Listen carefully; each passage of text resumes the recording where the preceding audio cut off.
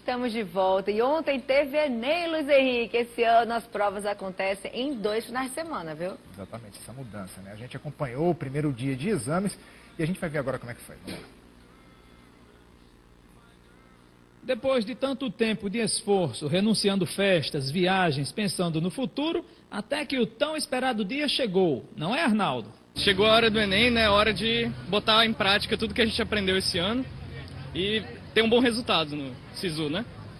O Arnaldo estava tranquilo, mas no primeiro dia de provas do Exame Nacional do Ensino Médio, muitos candidatos estavam ansiosos. A Suziane enfrenta essa maratona pela 4ª vez, mas aquele friozinho na barriga...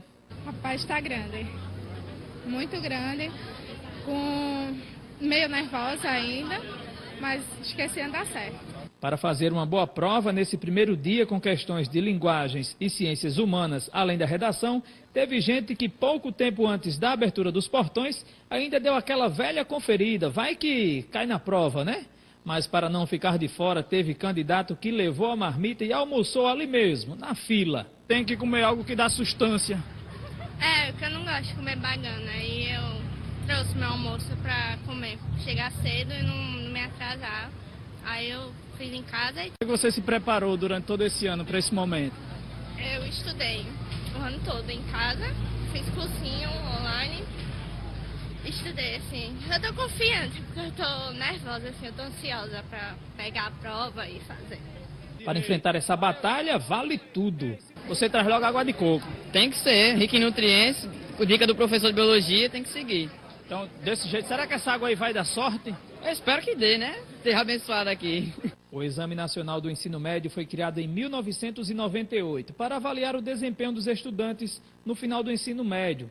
Participaram daquela primeira edição cerca de 157 mil brasileiros. Quase 20 anos depois, os números são bem maiores. Em todo o país, são mais de 6.730.000 pessoas inscritas no concurso. Quase 160 mil delas farão as provas aqui no Rio Grande do Norte. Entre as cidades com o maior número de inscritos estão Natal, Mossoró e Parnamirim. Nesse local de prova aqui onde nós estamos, é onde há a maior concentração de candidatos aqui na capital potiguar. Os portões foram abertos pontualmente às 11 horas, horário local, e meio-dia, horário de Brasília. Na entrada, abraços de boa sorte. Essa jovem chegou segundos antes dos portões fecharem, nesse local de prova que fica na zona sul de Natal. Já Pedro Henrique não teve a mesma sorte, chegou 2 minutos depois e ficou do lado de fora. Fazer uma viagem a trabalho, cheguei agora, faltando exatamente 12:02, certo? Fui penalizado por conta de 2 minutos. Ia fazer para qual curso? Administração. Desde 2004, o Enem é a porta de entrada para o ensino superior, quando o Ministério da Educação criou o programa Universidade para Todos. Hoje, o exame é o maior vestibular do país. Pois é. Gente, infelizmente o tempo, 1 segundo depois, tempo é tempo, né? Regra é regra e fica fora mesmo.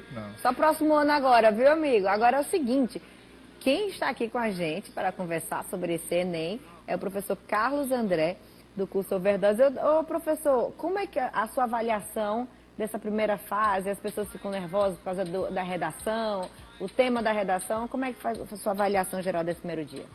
Olha, o tema, a gente na escola teve a sorte de ter apostado em inclusão social, então acabou facilitando bastante para o nosso aluno. Mas em termos de Brasil, foi um tema surpreendente. Então, quase ninguém apostava nesse tema. E realmente, conversando e ligando para colegas de outros estados também, a maioria dos alunos precisaram de alguns minutinhos para se recuperar do susto. Alguns temas tipo fake news, bullying, era o que todo mundo apostava. Lava Jato, política, né? Impressionante. Então, quando pegaram inclusão social relacionada ao deficiente auditivo, muita gente perdeu ali o rebolado por alguns instantes, né?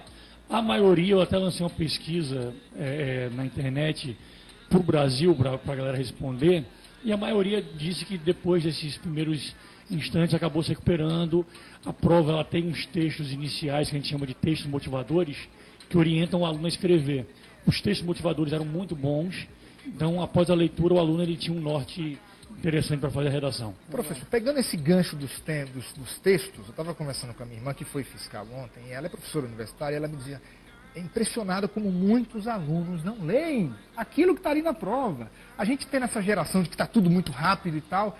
Ou seja, a primeira dica talvez fosse para as próximas provas, ter muita atenção com esses textos motivadores que podem fazer total diferença. Com certeza, é loucura total o aluno ter passado direto sem ler os textos motivadores. E ler com calma, né? Como o nome diz, eles vão dar a motivação do que deve ser escrito naquela redação. Então, um aluno que fez isso que sua irmã relatou, a chance dele fugir ao tema é muito grande.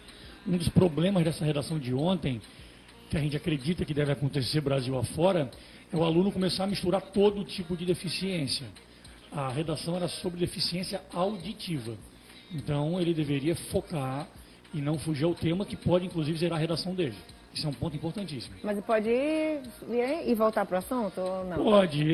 Muitos alunos nossos, por exemplo, comentaram sobre a conferência de Salamanca, uma conferência que aconteceu na Europa, sobre uma discussão genérica sobre como as escolas deveriam absorver todos os alunos com todo tipo de deficiência. Então, esse era um argumento muito bom para essa redação. Desde que depois você, como você citou, voltasse para o foco. Então não tem problema em alguns momentos ser mais genérico. Um pouquinho. Pode. São 2 domingos, são 2 tiros curtos, ontem linguagens, redação, próximo fim de semana, quais são as dicas para esta semana, afinal de contas, todo mundo faz as mesmas provas, com pesos diferentes, mas as mesmas provas. Com certeza. A dica de $1 milhão, a número 1 é, não confiram o gabarito de ontem, porque o aluno tende a ficar nervoso. A segunda prova vai demorar bastante, né? Uma semana para quem está nessa emoção aí, é quase que eterna, né? Então, mas é quase impossível dizer, não confira o gabarito. Todo mundo vai lá fazer, né? A maioria não conferiu, não. Mas a gente bateu muito nessa tecla. Mas hoje de manhã, por exemplo, tinha alguns que não seguiram a orientação. Professor, olhei, agora estou triste. Já pirou o cabeção. Estou desmotivado. Falei, não, agora já era, respira fundo e vai na fé. Porque, primeiro, não saiu o gabarito oficial. Isso é uma coisa importantíssima. Todo o gabarito que está na internet é extraoficial. Sempre os extraoficiais erram 7, 5 questões em relação ao oficial. Então o aluno começa a se estressar, acha que não vai passar, acaba prejudicando o segundo dia. E eu, particularmente, aposto que esse ano, nesse formato novo, o segundo dia é o que vai decidir. Porque tem física, química e matemática num dia só. Ou seja, as 3 que a maioria odeia. E nesse segundo dia eu não passaria, ficaria, sua comunicação. Agora, tem essa questão da família, né? Que a família tem gente que fica lá na pressão, botando pressão. Acaba que as pessoas já vão estressadas, né? Se viu essa coisa do gabarito, já tá o pai, você não estudou e agora vai chegar química, física, e aí o negócio tá difícil. Os pais têm que ajudar muito nesse momento, né? É verdade, e é um desafio para os pais, porque tem o 8 e tem o 80, né? Tem esse pai que pressiona, que é péssimo, e tem aquele pai também que os alunos reclamam muito, vai deixar o filho na porta da escola para fazer a prova e diz, meu filho, se não passar, tudo bem. O cara não está querendo pensar em não passar, ele quer passar. Então é muito difícil buscar esse meio termo aí, o pai e a mãe. Pensem com calma, às vezes é melhor não falar nada, um abraço, um beijo, vale mais do que um discursozinho. É verdade. E eu confundi aqui, porque eu sou da época que ainda era overdose, que eu morei 2 anos fora, quando eu vou agora, essa over, né? É over. Agora é over, falei overdose, mas agora é over, colégio de curso. Obrigada, professor. Valeu, eu que agradeço o espaço. Sucesso para todos. Amém, vamos lá. Tá bom? Muito obrigado. E olha só, hoje temos estreia aqui, né? A nossa querida Vanessa Florencio está tirando as férias da Andréia. E mandar um beijo para quem? Ju Lobo, aniversário dela hoje, parabéns, a Beijo, nossa Ju. colega aqui de redação. Deus te abençoe. E agora